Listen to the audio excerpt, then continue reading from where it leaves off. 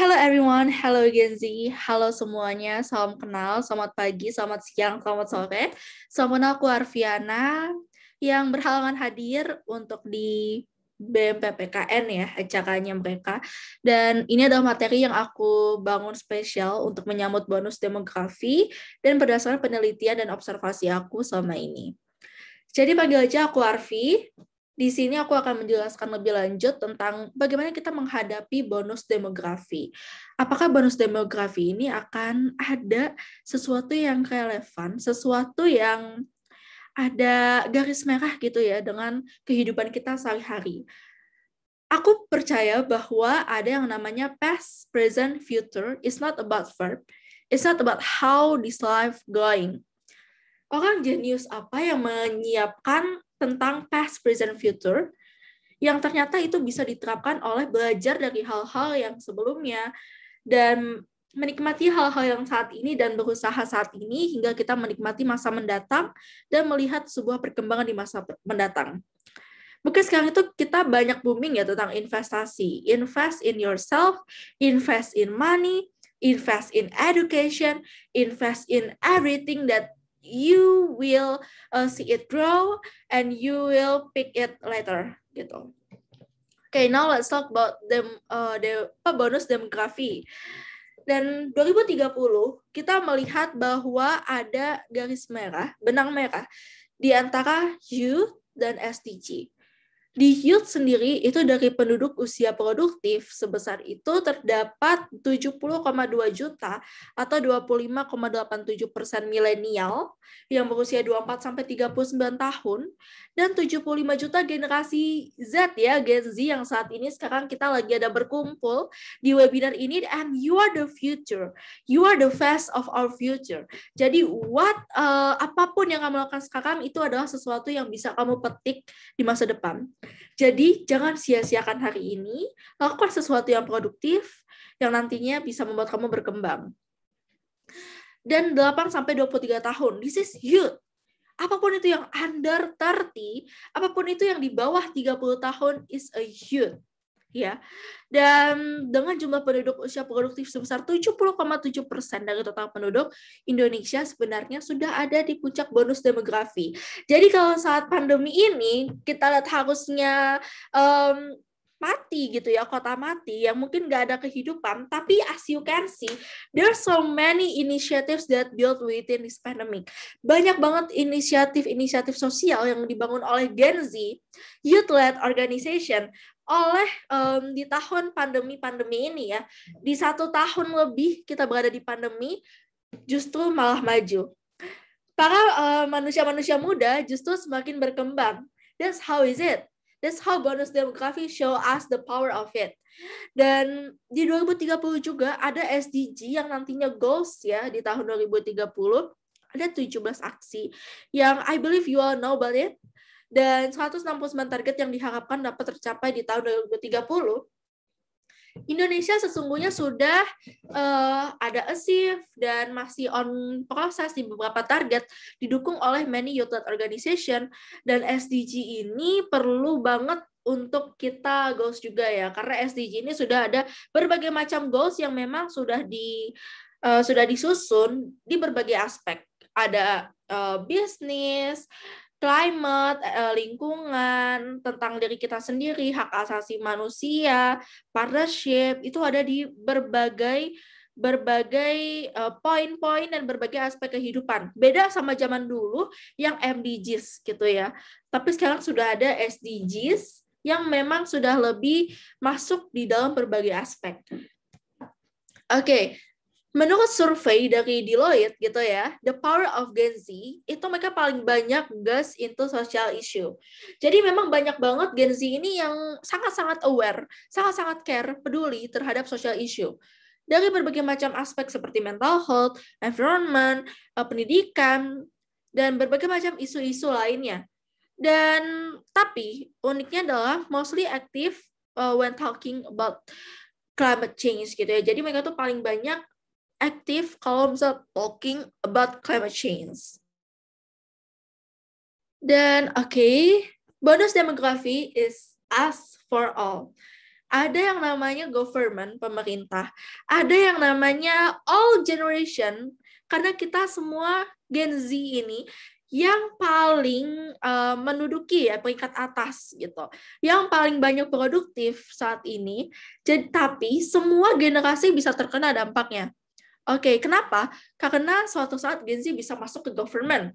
Gen Z tentu akademia. Gen Z bisa buat startup masuk ke bisnis. Oke, banyak banget yang di-raise oleh Gen Z ini karena apa? The one who play the biggest role is you. Is you, ya. Whoever yang dua, podcast sekarang tuh ada milenial dan Gen Z, tapi paling banyak Gen Z, the one who play the biggest role itu kalian semua. Makanya kalau misalnya kita itu bahu-membahu sekarang, it's possible for us to achieve this 2030 bonus demografi when all the people live happily, both mental, physically happy, both our environment and both the human itself. Oke, jadi intinya adalah whatever it takes sekarang adalah saatnya kita semua untuk sama-sama beraksi, berbagi, bergandengan tangan untuk mencapai 2030 ini. Dan sekarang apa sih yang harus kita lakukan sebagai kaum muda yang menuju ke bonus demografi? Pertama adalah self-development. Kita harus punya pengembangan diri sebelum kita membuat perubahan yang besar. Karena perubahan yang besar tidak dimulai dari 100, tapi dari 0 dulu. Perubahan besar ini memerlukan perubahan dari dalam diri kita terlebih dahulu. Oke, contohnya adalah ketika aku menjabat sebagai founder, aku merasa sangat-sangat besar gitu ya, sangat-sangat besar ketika aku memandang, oh kalau misalnya dulu aku tidak menciptakan inisiatif seperti ini, apakah akan ada perubahan besar yang membutuhkan banyak orang untuk bergabung?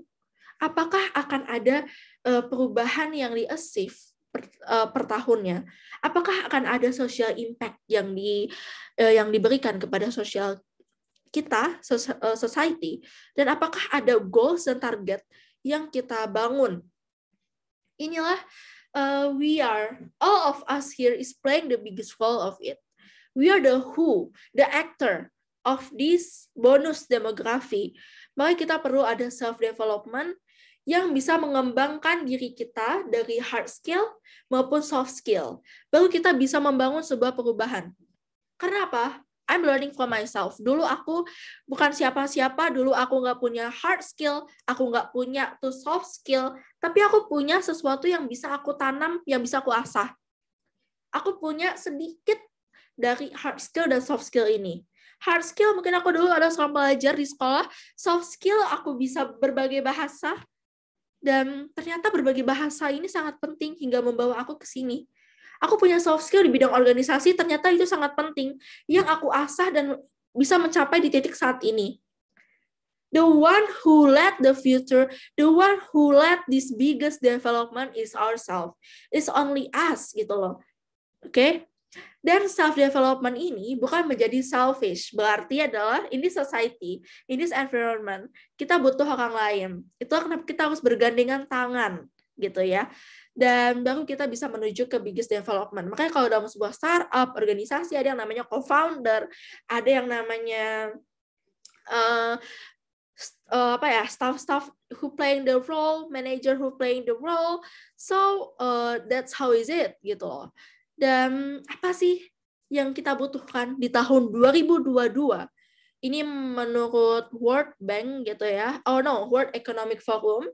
Itu ada skill ya, growing, declining gitu. Ada analistik, inovasi, active learning strategies, kreativitas ya, original, inisiatif, teknologi, ini lagi booming juga ya sekarang. Dan critical thinking, analisis terhadap suatu masalah, complex problem solving, misalnya ada masalah apa yang harus kita lakukan, dan leadership dan social influence. Kita harus punya yang namanya sense of being a good leader and social influence. Kenapa? Kenapa kita harus menjadi good leader? Walaupun kita nggak punya organisasi, walaupun kita nggak ada sesuatu yang kita pimpin, tapi kenapa kita harus menjadi good leader? Pertama adalah kita itu harus bisa untuk melead diri kita sendiri. To achieve self-development, to develop ourselves, kita juga harus bisa memimpin diri kita. It's not about how you only lead the people, but you lead yourself too. You lead the whole team, you lead the future of it, dan emotional and intelligence. Inilah sangat penting juga, makanya kita harus care juga terhadap mental health dan reasoning, problem solving, ideation. Kenapa? Ada satu kata yang powerful yang aku ambil dari kehidupanku, ada kata why. Kenapa? Kenapa itu terjadi? Kenapa itu dibuat? Kenapa kita hidup? Kenapa kita ada di bumi ini? Kenapa kita membuat sesuatu itu? Kenapa kita belajar? Kenapa, dan kenapa gitu. Jadi itu harus ada why. Dan kita analisis.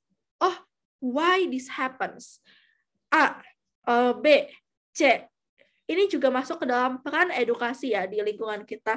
Dan kita juga harus ke sini. Oke, bonus demografi starter kit. Apa yang harus kita lakukan pertama-tama? Yang pertama adalah goals. Set your goals. Sering ditanya ya, selama 4 tahun, 5 tahun ke depan kamu mau jadi apa? That's how is it. Kalau kita teliti lagi lebih lanjut, dari ke SD kelas 1 sampai kelas 3 ada perubahan signifikan dari kita.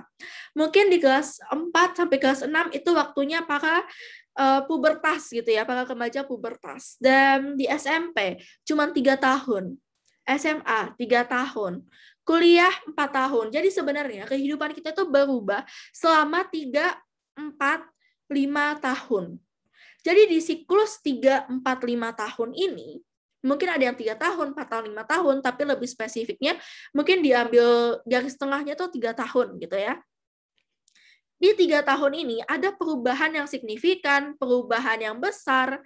So, dari sekarang kamu udah harus ada goals yang kayak gimana, tapi ingat, berpacu pada goals itu juga tidak baik. Kenapa? Karena kalau suatu saat ada sesuatu yang tidak kita inginkan terjadi, itu mungkin akan membuat hati kita hancur dan sakit gitu ya.